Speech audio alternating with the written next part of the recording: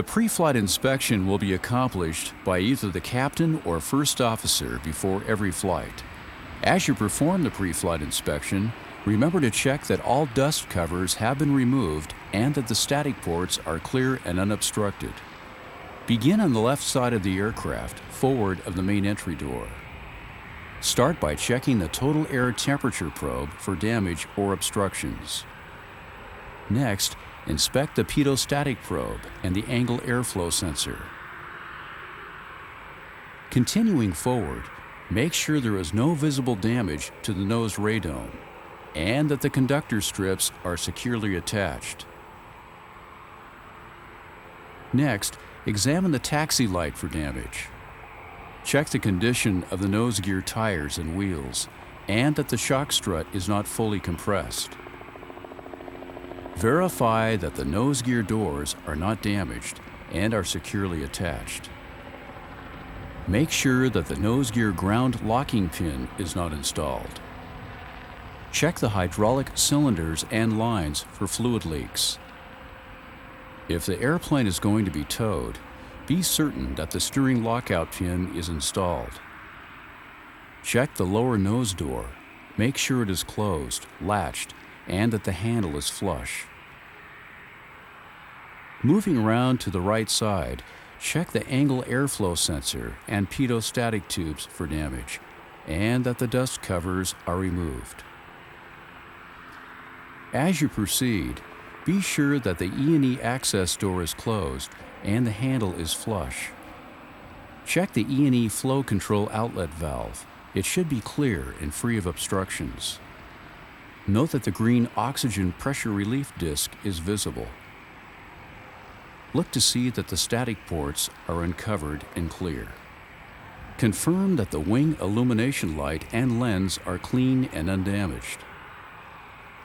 And inspect the VHF antenna for damage.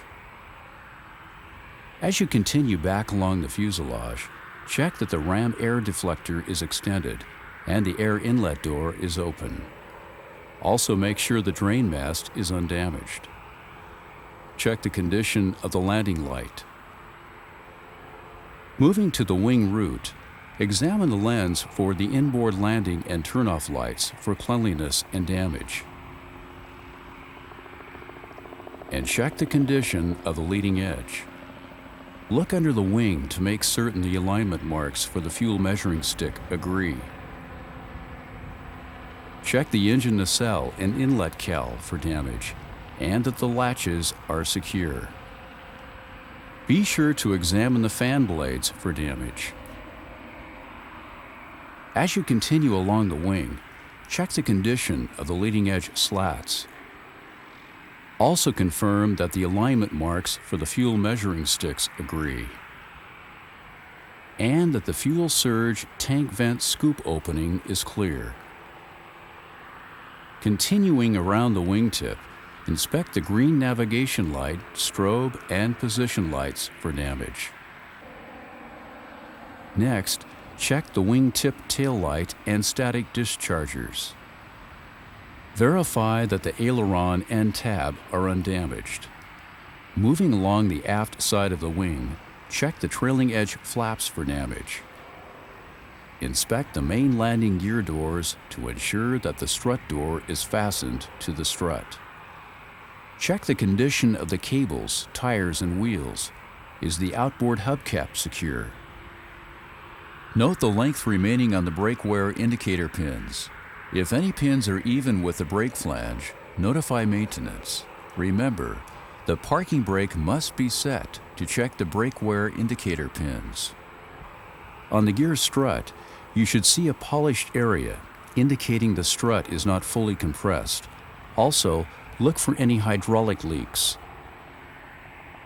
Next, check the general condition of the wheel well area. Inspect the hydraulic lines and components for any leaks. Note the quantity gauges on the A and B hydraulic reservoirs.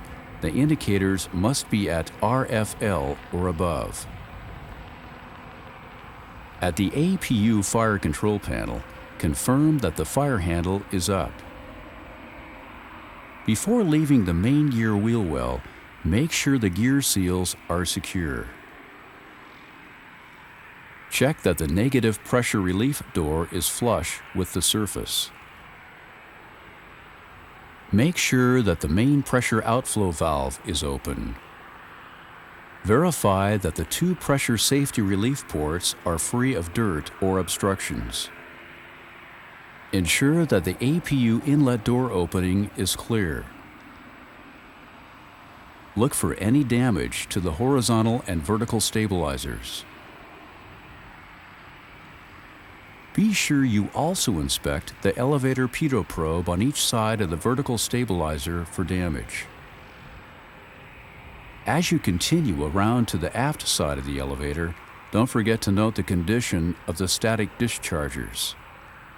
Confirm that the balance tabs are faired with the elevator and not damaged. Verify that the rudder is faired with the vertical stabilizer and undamaged. Check the tail cone strobe light. Continue checking the aft side of the elevator for damage. Check the static dischargers and continue around to inspect the elevator leading edge. Also, make sure the APU access door is closed and latched. If any leakage is visible at the fuel shroud drain mast, notify maintenance. Next, inspect the water drain mast for damage or obstruction. As you continue forward, inspect the main landing gear.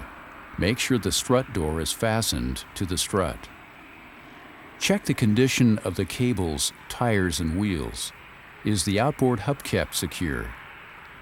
Again, note the length of the brake wear indicator pins and notify maintenance if any pins are even with the brake flange. On the gear strut, you should see a polished area indicating the strut is not fully compressed. Also look for any hydraulic leaks. Examine the engine fire extinguishers for damage and check each gauge for adequate pressure. Note the general condition of the wheel well area. Look for any leaks in the hydraulic lines and components, and make sure the main gear wheel well light switch is in normal position. As you move outboard along the wing, inspect the inboard trailing edge flaps for damage. Verify that the aileron and tab are undamaged. Next, examine the wingtip tail light and static dischargers for any damage. Make sure the fuel surge tank vent scoop opening is clear. Continue around the wingtip, inspecting the red navigation light, strobe, and position lights for damage. As you continue along the wing, note the condition of the leading edge slats. Look under the wing to verify that the alignment marks for the fuel measuring sticks agree. Inspect the engine nacelle and inlet cowl for damage and confirm that the latches are secure. Be sure to look for any damage to the fan blades. As you walk inboard along the wing, check the leading edge flaps for damage. Moving to the wing root, inspect the lens for the inboard landing and turnoff lights for cleanliness and damage. See that the ram air deflector is extended and that the air inlet door is open. Also inspect the inboard landing light for damage.